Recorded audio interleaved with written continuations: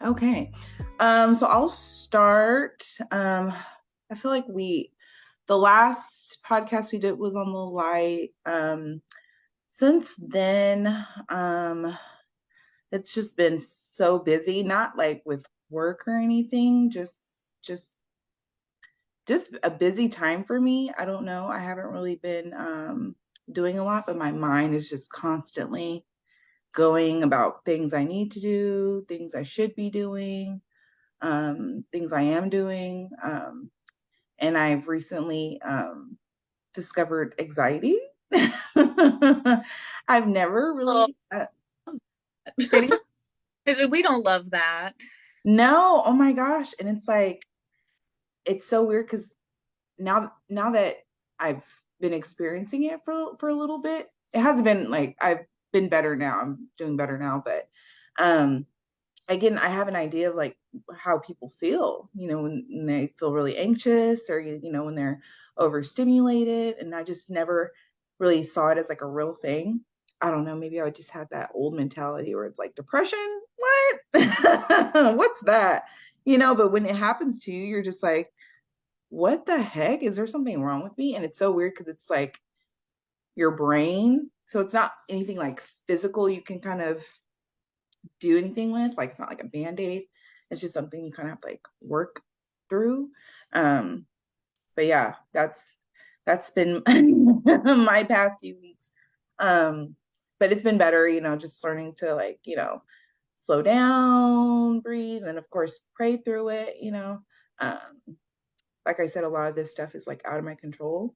It just kind of happens, but taking it one day at a time. And I'm just so enlightened now to how people feel when they say they're anxious. Cause I'm just like, what does that mean? Like, what does that even mean? That like literally almost called the ambulance, like called 911 because I was just like, am I having a heart attack? It's like, or like a stroke. Like I didn't know what was wrong with me. Um, but yeah, it definitely opened my eyes to a lot of stuff. But like I said, I'm doing better. Uh, we're doing this fast, so I'm just kind of powering through that as well as Daniel fast.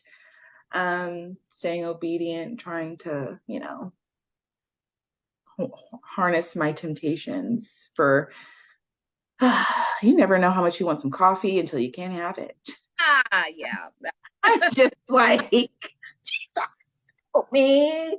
First Um, news because I like saw the header of the sweets and then the yeah, next line, the beverage items, and I was like, coffee doesn't have sugar in it. And then I was like, oh no, it's all beverages except water. right. Exactly. So I was just like, oh my gosh. So yeah.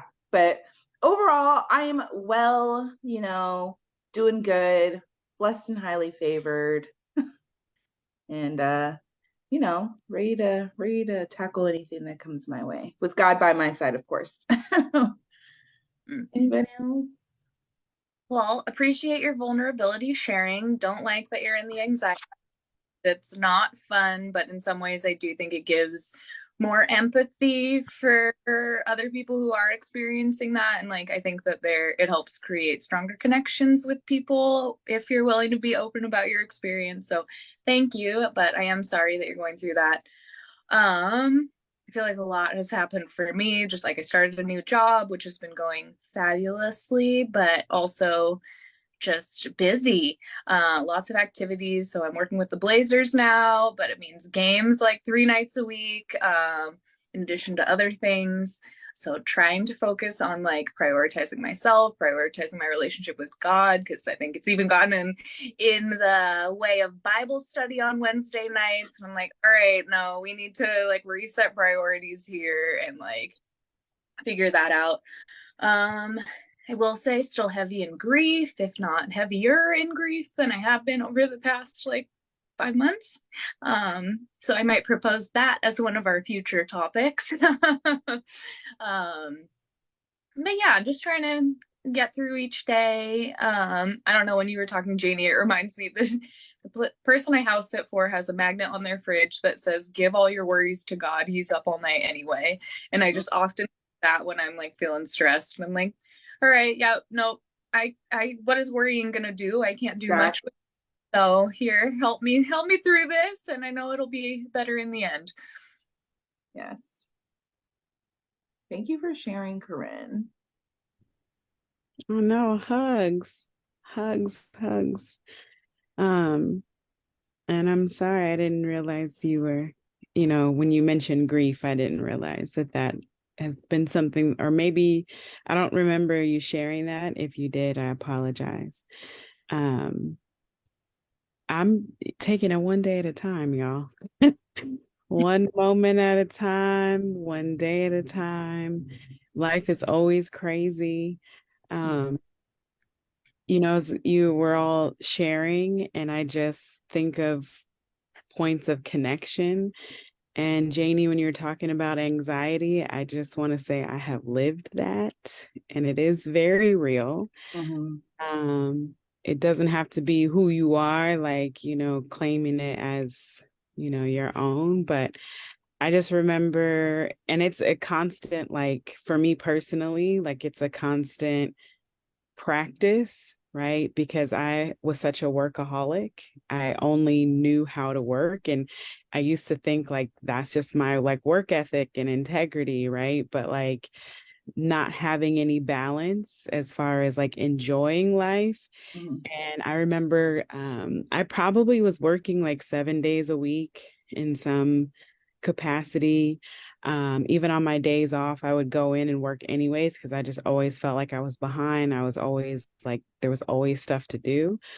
Um, and I just like literally, like my hair started falling out. Like I had like bald patches just in my head. And I was like, what is that?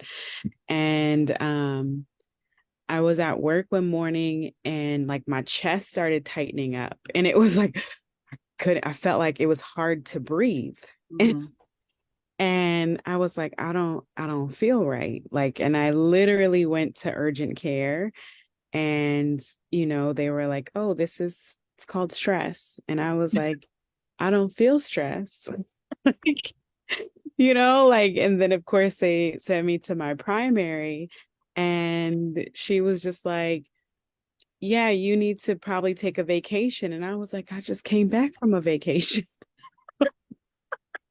What are you talking about? And she was just like, well, you're like, this is just stress. It's anxiety, right? Like physically shows up in your body in ways Yeah. that you then can't control. And I was like, I'm so confused. And she was like, well, you can either get another job or we can put you on Prozac. And I Mm-hmm. was like, oh, this is serious, right? Like I didn't need medication before. Like, well, I need medication now. Right. And then I talked with some coworkers and one was like, it's not that bad. And I was like, that's how y'all are living? Like, that's how y'all are surviving? Like, y'all are medicated? Like, what? Like, I was like, I thought it was just me. Like, I thought, like I couldn't keep up. I thought something was wrong with Mm-hmm. me. And I was like, okay, well, here's my 2 weeks. And we're going, Good for you. first of all, Yes. here's my 2 weeks. This, I don't know what this is, but we need to like take a step back and have a little talk with Jesus because I didn't need medication before this job.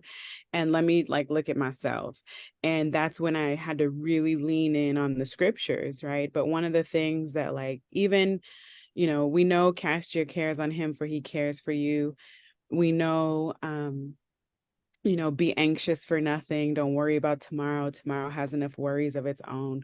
But one of the things is that I have found really helpful, right, is literally focusing on your own breath. Mm-hmm. Because even in Genesis it says God breathed right into Mm-hmm. nostrils of Adam. And sometimes I get overwhelmed and I'm thinking about everything else. And it's hard to think about everything else and think about your own breath at the same time. But just pausing, take a pause for the cause, Mm-hmm. right? And like literally take slow, deep breaths in. And like when I do that, I'm remembering and mindful and thinking about that's the breath of God. Yeah. I love that. Is Yeah. me, and he knows the plans that he has for me, plans to prosper me and not to harm me, to give me a future and a hope, and then like, meditating and reciting scriptures over and over again, but really thinking about like that's God's breath that I'm breathing right now. Mm-hmm. Yeah. And I find peace, right, that passes all understanding, that doesn't make any sense. And so I'd say that I share all that to say, like, to hopefully to, as an encouragement of like, when you start feeling, because it's hard, it's really, really hard. And like, even now, like, I get sick to my stomach and my mind starts racing and my chest starts tightening up, and I have to pause and like literally just breathe and remember God's promises. Yeah. And, the more and more you do it, the less frequently you have to do it, if that makes sense. Or at least I don't want to say the less frequently, like, oh, I only have to do that like, once every other month. But, it's like the less I feel those feelings of how anxiety shows up in your body Mm-hmm. and in your mind and in your actions, and I can still move and do things with the peace of God, and not have to do it with worry or fear or anxiousness. So but it's a daily practice, but you know what I'm saying. Mm-hmm. Yeah. Yeah, I really like that you tied it into like that is the breath of God, because I'd always just, I mean, I'd focus on my breath, but it would just be like, I know I'm breathing in, but not giving the meaning behind it too. So I appreciate that. And I think going back to anxiety, just as a general thing, it gets to a point where it's like your body is so used to being in a state of anxiety that it literally gets anxious when you're not. It's like, hey, you're not stressed right now. What's going on? There must be something wrong. And then it kicks you back into this cycle. And it's like you really need to find ways to break it, so that you don't get sucked back in. Yeah. I felt like when I was feeling like that, I I just felt very overstimulated. Like my mind would just go from place to place to place to place to place. And I was just like, oh my gosh, if I could just have like a blank brain for like 2 seconds, I could, and like that was the only thing I could do was breathe, because I was just like, everything else, like I was like, maybe if I focus on flowers, like running through a field of flowers, I would be able to like relax. But I was just like, no, because now I'm out of breath. Like if I'm running, I'm out of breath. So I'm like breathing even harder. So I'm like, oh my gosh, nothing's working. But at a certain point, I was just like, oh my gosh, just focus on just breathing in and then out, and just like slowing your heart rate. Because that was one thing I was getting. My heart rate was getting high. And my doctor, she wanted to put me on. I forgot what the medication was, but same thing. I was like, I don't want to rely on medication, because once you're on the stuff that she was trying to get me on, it's hard to get off because your body relies on that. So I really wanted to just practice, like, daily, things that would help me alleviate that.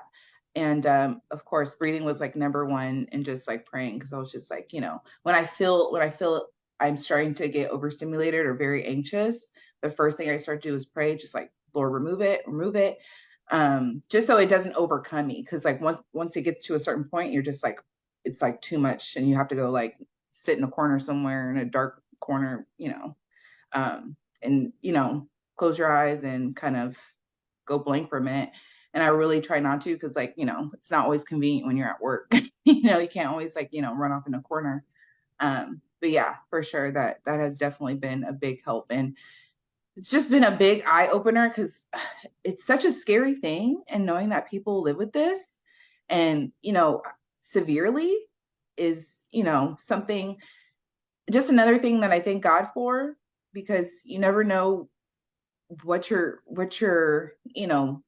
your mind is a very powerful thing, and it can affect a lot of things. It can affect you physically, and I just never had that insight, and it just makes me so thankful for just the mind that I do have, because there are people that have to deal with this day in, day out with, little to no relief. So I'm just grateful. It just made me so grateful. I'm just like, thank God, you know, so. But you bring up a good point too, even just about, I think society creates this culture and conditions us to almost believe that we have to accept these things Mhm. that go against God's promises for us.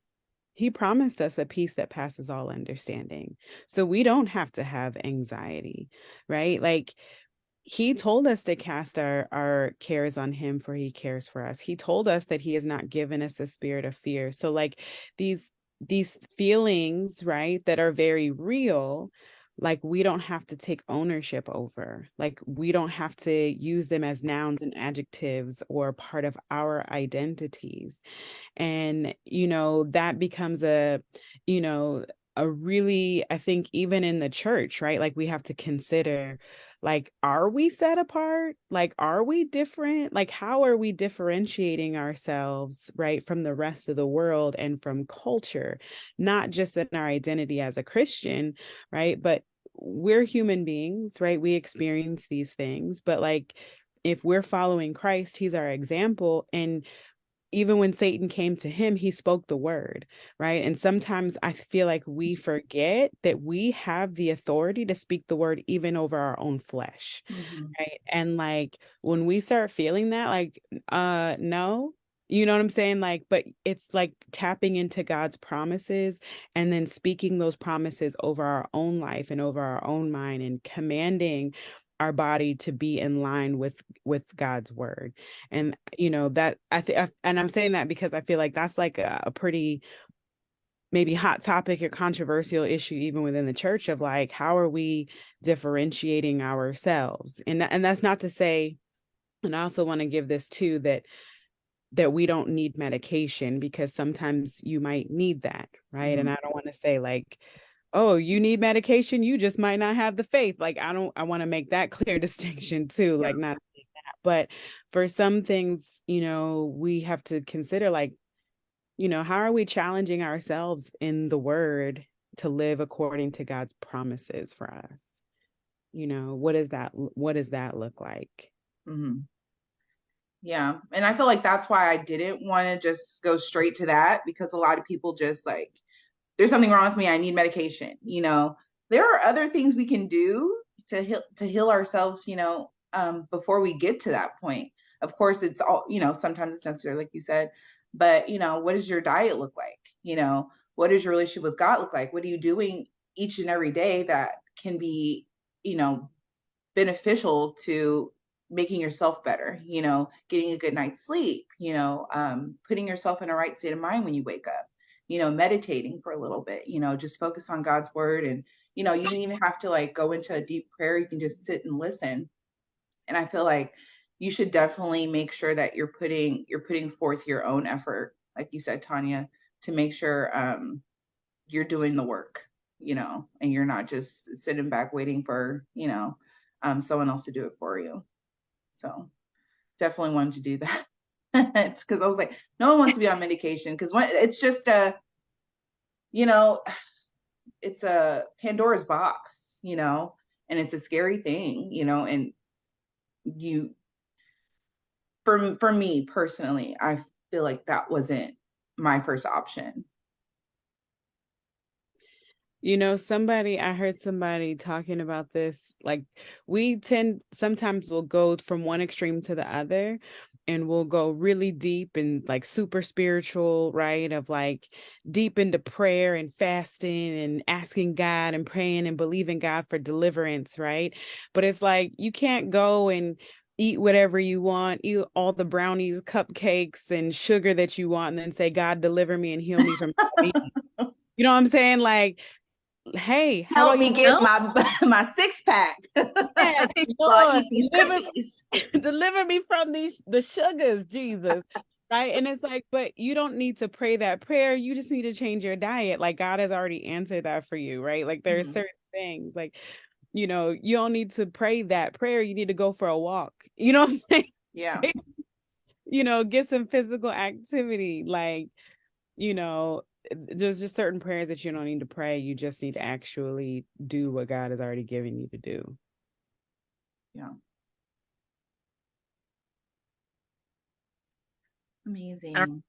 I have found myself to be more mindful with the fast because I'm like, oh, especially at work, like, not gonna lie, they have snacks for days. Next week's gonna be real hard with cutting out potato chips. But I'm like, go to grab something, and it's like, no, no, no, that's not of this. I'm like, okay, I hear you.